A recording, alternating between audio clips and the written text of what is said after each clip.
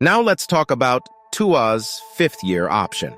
He's a former top-5 pick who has already shown flashes of greatness in his young career. Despite facing some adversity and injuries, Tua has remained composed and has shown a strong work ethic and dedication to improving his game. He has a quick release, great accuracy, and an ability to extend plays while remaining in the pocket. All of these traits make him an ideal franchise quarterback, but there's one little hiccup in the road: his health.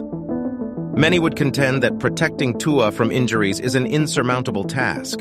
A compelling argument can be made to the contrary.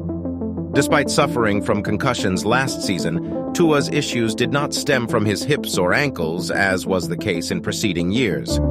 Although the sight of his injuries was unsettling, physicians have displayed an optimistic outlook on his footballing future, asserting that his baseline must be reestablished, and with a full offseason, he will not be any more vulnerable to concussions than any other player.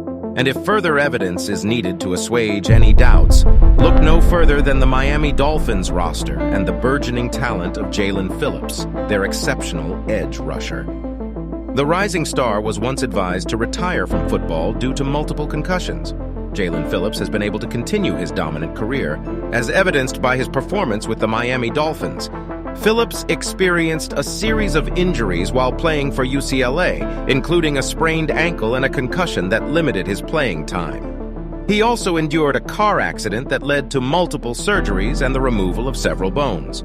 After suffering another concussion, Phillips was advised to retire at just 19 years old. However, he continued to work and eventually joined the Miami Hurricanes and earned a first-round selection after a strong 2020 season. Despite the adversity he faced in college, Phillips has made a strong start to his NFL career, and in my opinion, will be one of the top pass rushers in the NFL this coming season. So you see, it is possible for players to return back to football after multiple concussions with extended time off. With that being said, the offseason will go a long way for Tua, and the judo will surely help. The Dolphins have got some decisions to make this offseason. They can either let Tua play out the final year of his $30 million contract, or sign him to an extension.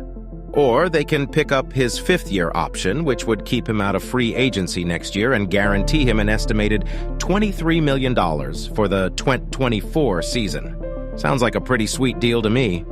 The Dolphins are weighing their options and considering every variable to make the best decision possible. And Tua's already on it. He's working with martial arts instructors to perfect his falling technique so he can avoid those pesky concussions in the future. So let's give Tua a chance, Miami. He's shown that he's dedicated to improving his game.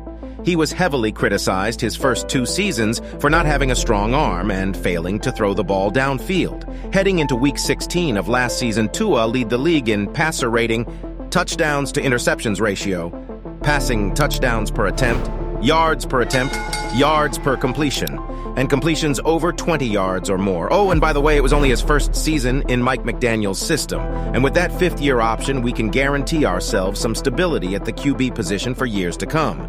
Plus, you've already spent money on that Uno jersey. Might as well root for the kid.